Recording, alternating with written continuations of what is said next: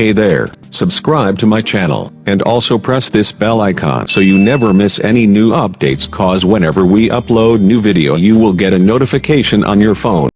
1. You will hear two students talking about university clubs and societies. First, in the exam, you will have 20 seconds to look at questions 1 to 7.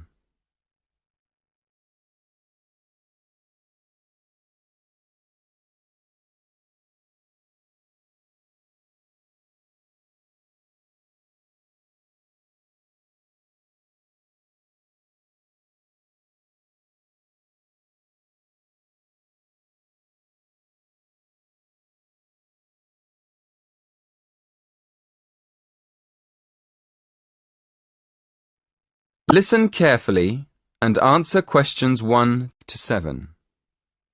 Hello, are you the person to ask about joining a club? Yes, I am. What would you like to know? Well, I'm interested in several things, but I'd like to know more about the different clubs and how much they cost. I'm looking for a small club that's not too expensive. Okay. Have a look at this table. You can see the names of the clubs, the fees, and the number of members. I'm afraid they aren't in any order. If you look at the top of the list, the first club is table tennis.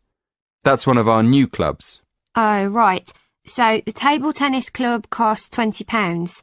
That's quite expensive. Yes, it is a bit expensive. The cross-country cycling club is cheaper, though. Membership fees are only £15, but on the other hand, it's got 100 members. The film and drama club costs a lot, doesn't it? Yes, £50 is a lot, and that's probably why it only has 12 members. Is there any other club you think looks interesting? Look at the next one, street dance. Have you ever done any street dance? No, I haven't really. It's the cheapest. It only costs £5. Okay. Shall we start with your interests? What do you like doing best? Well, I like photography. I've got a professional camera, so I take it quite seriously. But I can't really imagine belonging to a club to take photographs. I usually go on long walks on my own and take photos. So I like photography, but I wouldn't want to join a club to do it. Okay. So what else do you like doing? Running? Oh no, not running. I like walking, but I hate running. I'm afraid the running club isn't for me, or the cycling club. And film and drama? No, it's far too expensive. But I do like yoga. I've practiced yoga on and off for years. How many members does the yoga club have? It's always a small group. A lot of people sign up at the beginning of term, but they stop going after a few weeks. So they're left with a few regular members every year. That sounds good. I think I'd like to join the yoga club. And what about the contemporary dance club? Is it expensive? Contemporary dance? No. It's not expensive. £10 for the term. Do you like dance? Well, I've never tried contemporary dance, but I do like jazz and tap dance. How often does the group meet? Before you hear the rest of the conversation, in the exam, you will have 20 seconds to look at questions 8 to 10.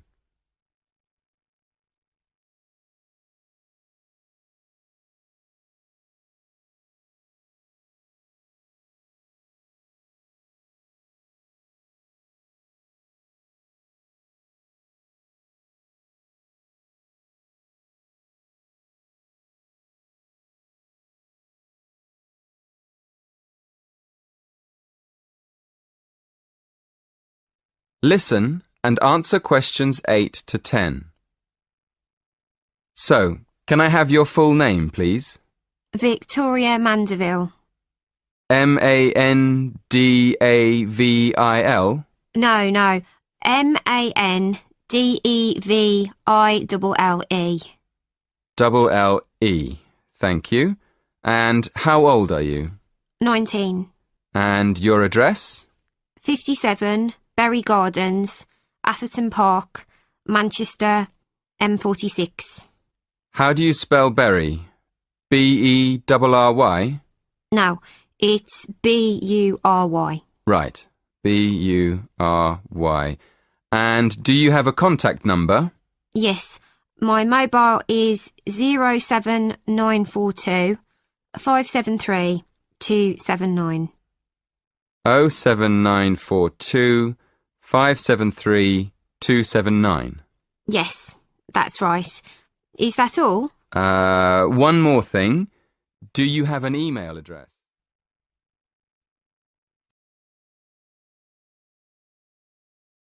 That is the end of part 1. You now have half a minute to check your answers.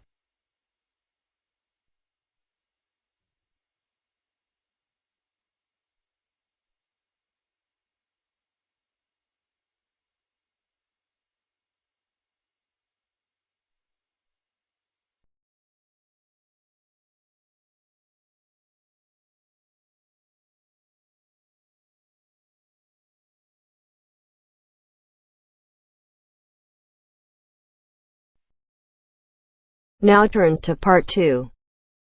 Part 2. You will hear a recorded message giving information about an area where tourists can visit to taste local food. First, you will have some time to look at questions 11 to 13.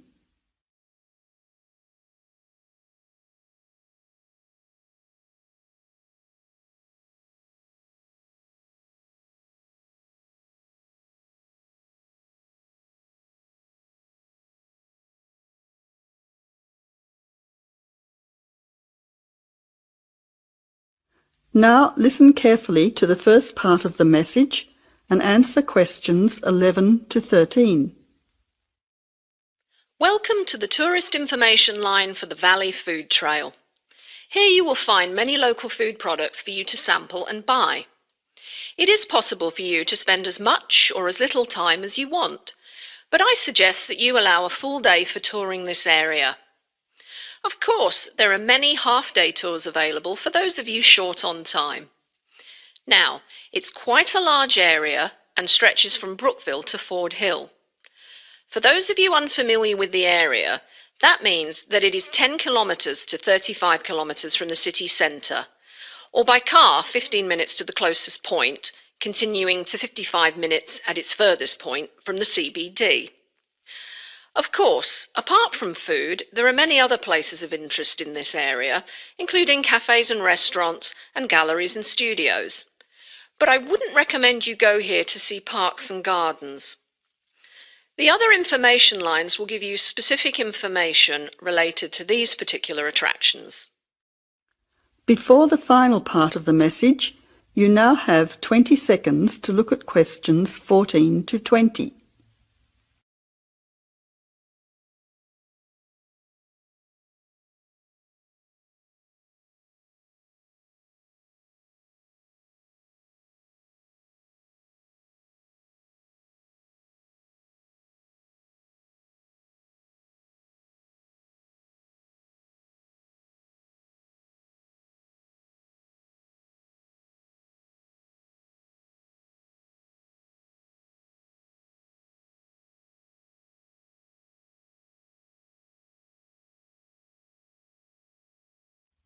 Now answer questions 14 to 20.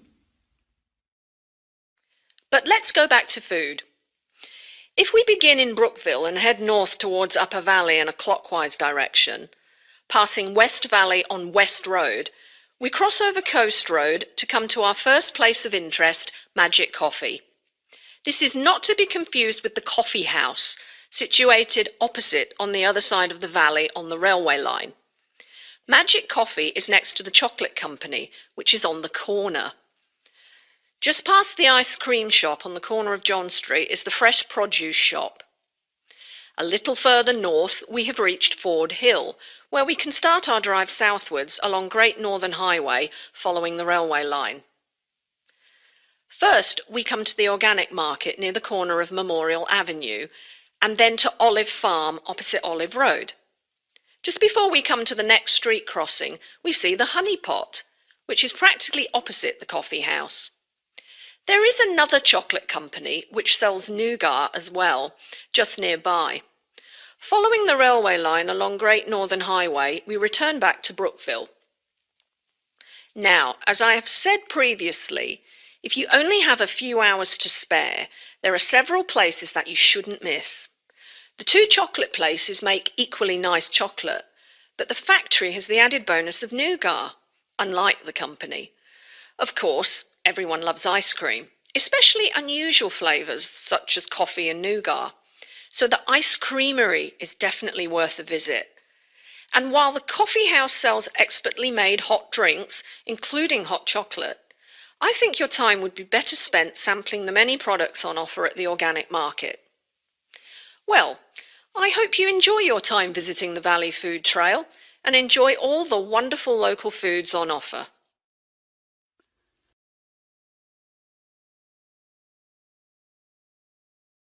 That is the end of part 2.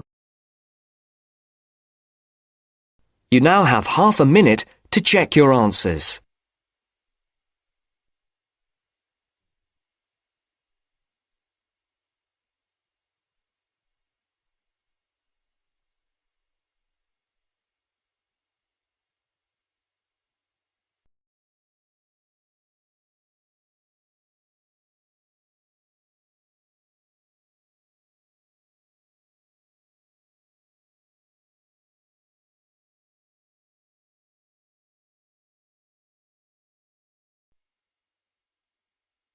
Now turns to part 3. Part 3.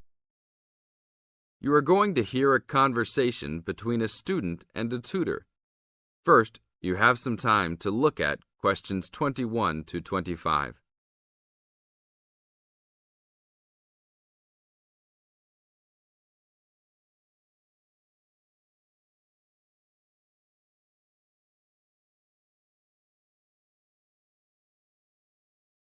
Now listen to the tape and answer questions 21 to 25. Hi, Brad. I was wondering if you have time to answer some of my questions about my upcoming test. Sure, no problem, Jeff. What is it that you're having problems on? Well, it's for my English final. We have to prepare a 5-minute speech to present in front of the whole class, including the professor, so I'm a little bit worried. Is there any specific topic, or can you do it on whatever you want?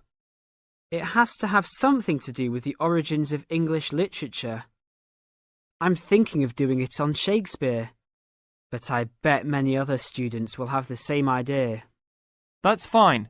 Don't worry if others are doing the same thing. As long as you do a good job, that's all that counts. A good professor will grade all students fairly. You really think so? I suppose Shakespeare is the most famous author, so it should be fine. Besides, Shakespeare has so many works. You only have to choose a couple of them and talk about those. I guess you're right. Do you have any advice about how to prepare a speech? First, you need to select your topic. Have you done this yet? Yes, I have lots of information on Shakespeare. Good. Next, you should do a research on a specific topic. Do you have a deadline for which to turn in your speech topic? The deadline is next Tuesday. So you should have a detailed outline of what you will say by then. Do not just turn in a piece of paper saying Shakespeare on it.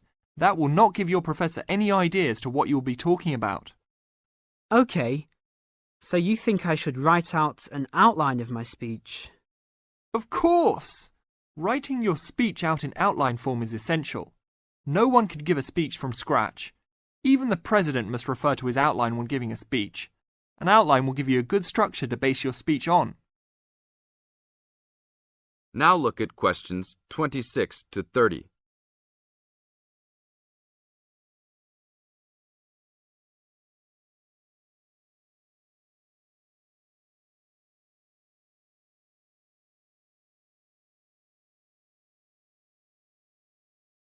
Now listen to the tape and answer questions 26 to 30. That's true. I was thinking that I would do an outline last, after I figured everything out. But I think your idea is better. What should I do after I have an outline prepared. You should then write the speech out, word for word, what you're going to say. This is so you'll have a firm idea of what you will say. It doesn't mean that the speech you will give will be exactly the same, but at least you have a fairly good idea what the final product will be. At this point, I can read it over for you if you want. Really? That would be great. I would appreciate that so much. No problem. Once you write it out, the next step is to practice giving the speech. At first, you can do it in front of the mirror, so you can see your expressions in your presentation. After that, you should practice giving your speech to some friends. I can listen to it for you too. That's a great idea. I really owe you a big favour then. Sure, you can do my Latin homework for me. Just kidding. Seriously, don't worry about it. I can help you with anything you need. So when is the speech due? Well, the speech topic is due next Tuesday. The speech itself will be due next Friday. I can help you any time you want because I have no tests this next week. Besides, I'm an English major and Shakespeare is one of my favourite authors, so helping you out will be no big deal. Thanks so much. Well, I'm going to the library to get started on all this. I'll call you tomorrow. See you tomorrow then. That is the end of part 3. You now have half a minute to check your answers.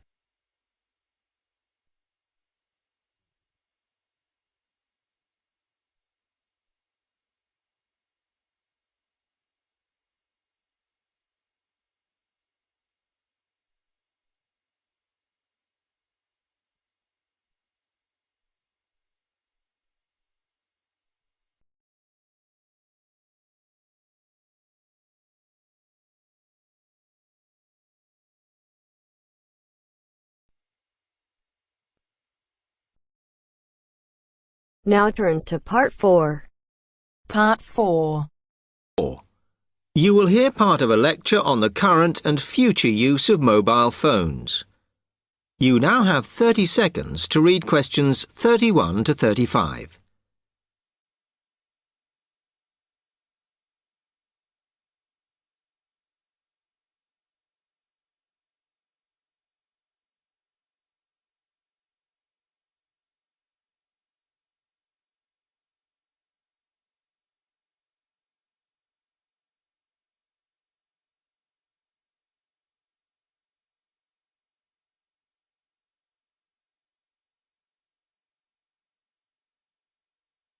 Okay, now today we're looking at changes in communication, and specifically changes that have just happened or are likely to happen in the next few years.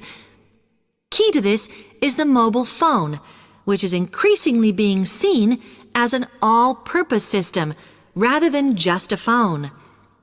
If you only use your phone for texting and making calls now, you will be amazed at how you'll be using it in the future. The technology has been developed for a range of other uses. For example, phones could be used so that if you are meeting someone and they get lost, you could send them a map of your location to help them.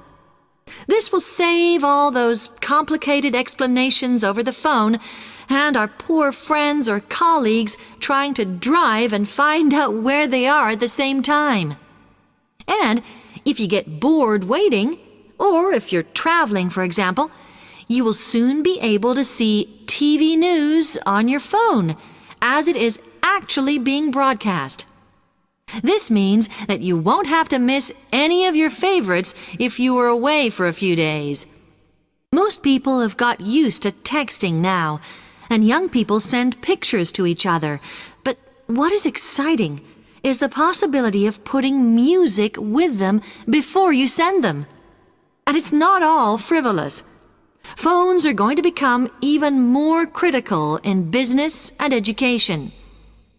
Some recent developments have a highly practical usage. So, for example, as lecturers, we will be able to send everybody a text to let them know if lectures have been cancelled. And the new phones could have a further use in education, as well as business. as they will enable us to go to any destination, such as when we are doing a field trip, for instance, and from there to send data directly to a computer so that we can access it when we get home. This means we will no longer be limited by what the phone can store. You now have 30 seconds to read questions 36 to 40.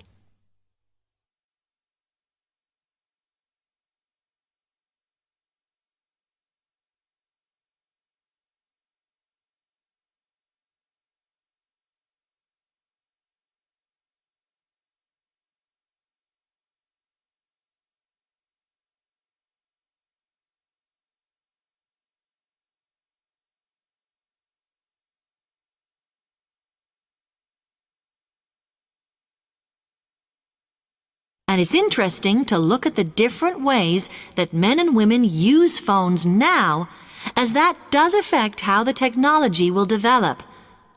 Some research has been done on how people use phones, and some of the results are surprising. One of the increasing usages of mobile phones is to get all sorts of data, such as phone numbers, the weather, train times, etc. And while there's been an attempt to set up connections with things that women might be interested in accessing, it is overwhelmingly men who do this. But what about the traditional use of a phone? To speak to people? I suppose we would predict that it is mainly women who use phones as a method of contact for friends and family, but, in fact, the genders exploit this facility equally. I've spoken about the increased business usages that phones will offer, and I suppose we would associate this usage with men. The survey picked up, though, that women are often working from home or catching up with work in the evenings, so they use phones in this way as much as men do. Most of us are aware we can store photos on our phones. It's an ideal method of capturing a moment wherever you are. Women tend to be the group that keep photos on their phones, but it seems that men use their phones to actually take pictures much more than women do. And of course, all this knowledge affects the marketing that the companies will do in order to sell the phone.